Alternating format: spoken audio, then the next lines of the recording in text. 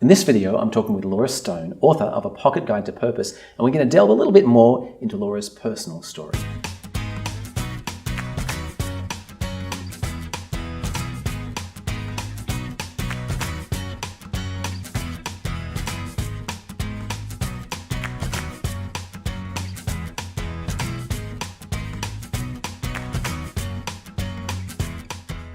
Laura, lovely to speak with you. As well. So we've been speaking a lot about the books and the keynotes and the all those different things. Yeah. But I want to talk about your personal journey here, because this has been very meaningful to you. Yes. So I wanted to ask a little bit about your own path. Where does this all come from? You've been doing this work for decades. This is a distillation of years of work. Yes. And it's been a process where, I'm not just handing this out to others and expecting it to come overnight, although some people have that experience where they can get it very quickly. For me, it was an evolution as well, where there's a saying where you teach with what you must learn. Right. And I had the opportunity where I was teaching this work in London once a month for about 2 years. Did you have to fly to London every month? Every month I was in London. And it was a very intense time, but amazing, because we got to work with 30 executives of the top 500 at a time. And during that process, the whole point of the work was helping those executives figure out their purpose. Why are they there? And then help them build out a purpose plan. And really looking at 5 years, 3 years, 6 months, and trying to have it all come together. Well, you can't do this for someone else unless, let me put it this way, it makes it much more authentic and real when you can speak from personal experience to be doing this with these executives. Well, and the engagement with these questions would force you, whether you wanted to or not. If you're asking other people, you've got to be at some level answering yourself. Absolutely. And so there were some very powerful, poignant moments when I was teaching. And part of it was, there was one story where I had to get up and talk about our sweet spot. And that to me relates back to what we're unique at. Of course. And for me, it was a painful story. And it was about, I grew up thinking I was dumb. My mother, like when I was handwriting, and this is before computers, handwriting reports out. I've heard of writing by hand. I know, amazing, right? I remember vividly, she would have a red pen and the white paper that I write on, and it was mostly red that came out. Oh. And so I just felt like I don't know how to write. I'm not, and ironically, yes, I'm a writer now, but even then, even now, I don't think of myself as a writer, because real people write certain ways, and I'm just another kind of writer that, come in. But the story of watching through time situations that I saw friends of mine, in class would get A's on certain exams on standardized tests that I struggled with. And so I always felt that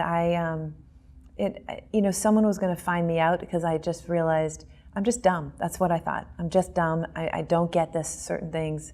And through the process of life, and I was an English major in college, which is really crazy to think what I'm about to tell you was really true. At age 36, I was diagnosed with dyslexia.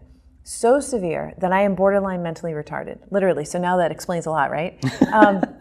But it's kind of like going into a supermarket and realizing it's nothing to do with the food that you're looking for. It's actually in the back corner in the pharmacy, and it's penicillin. That's how narrow and deep it was, and people couldn't pick up on it. So because I am able to function well, and it wasn't apparent until I kind of was going through an incredibly stressful time where 9/11 had hit. I was moved out of my house. I had 2 babies under the age of 2. That's stressful. And no sleep for you. No sleep, and realizing my major clients that I was going to be going back to after maternity leave were now no longer possible, and thinking about doing this work, and everything got pushed out, on top of trying to build a house. So we're homeless and just happy to find light switches and diapers along the way. And it wasn't until I kind of went through that crisis in my own life where I had the opportunity to get help. I finally realized I needed help. I couldn't figure this out on my own. It wasn't something about going to talk to a friend.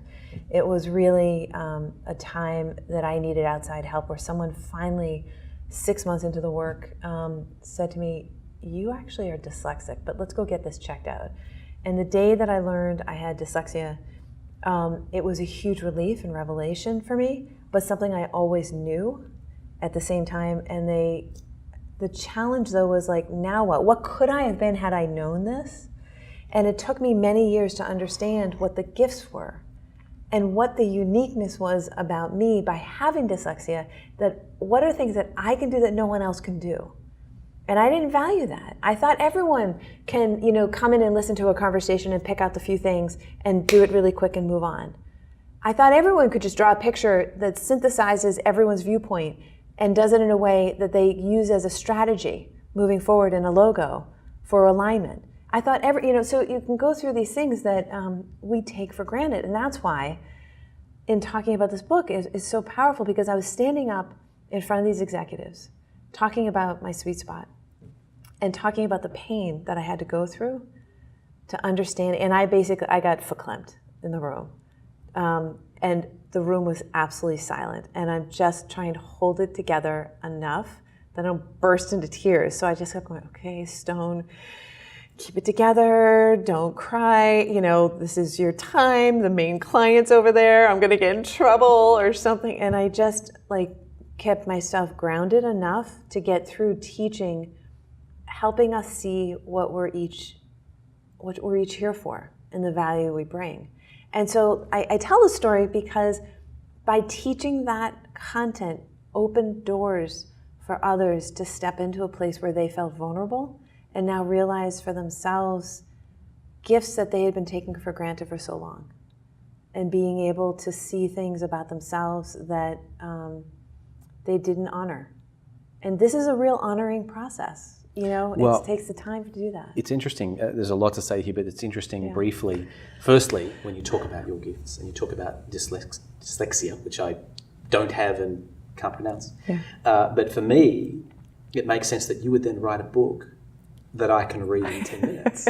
Yes. Which turns out to be the missing link for so many people, because these longer books, are such, a labour to get through. Yeah. Whereas these really do delve to the heart, not only from a content but a questioning point of view. Yes. So I can see that gift here. But also I just want to ask this.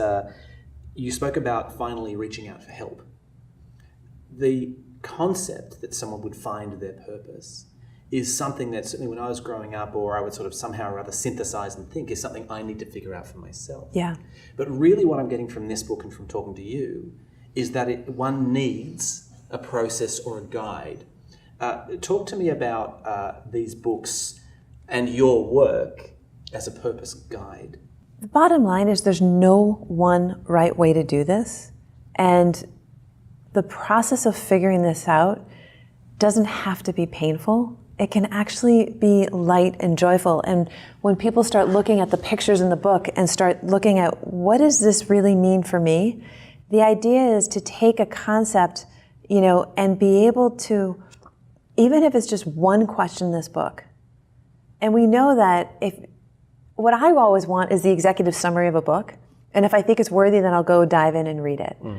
What this is intended to do is give you the executive summary of the best of all purpose books that I've ever come across, which I've been studying for 15 years and in leadership development for 25 years, is trying to understand and distill it so that you don't have to go through the thousands of pages. You can go through it in a way in the guidebook, and by the time you're done with that guidebook, you'll have a much clearer idea. And ways and paths of things to go do, to try out and test and measure. And that's one of the other concepts in here, is it's not about having it all figured out.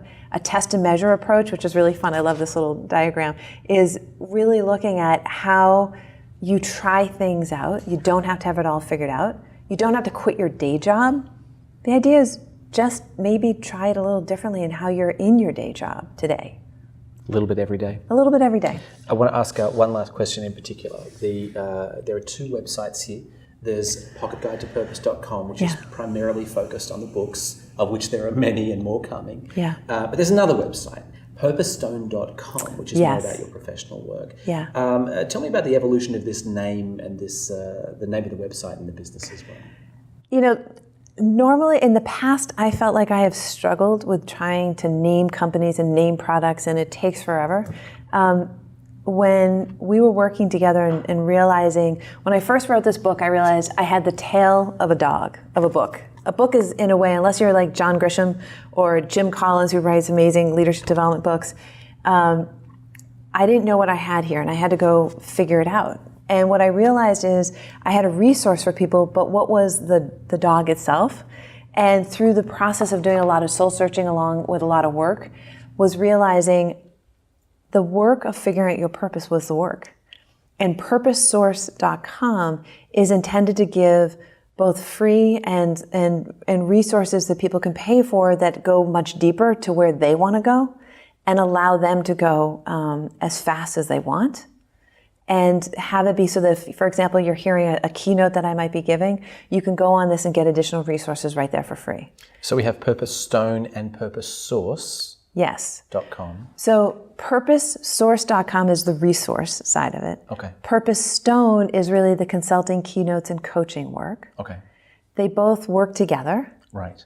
And then the third website is just for the book itself, is the actual deeper dive into knowing the book. But the word stone has a very deep meaning. Obviously, my last name is Laura Stone.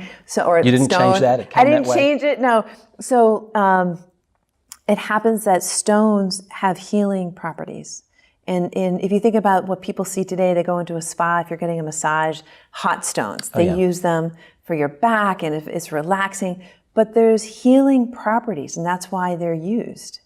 It's also used to help heal people over centuries in traditions, where people would take a stone, hold it in their hands, blow their intention into the stone, and carry this with them.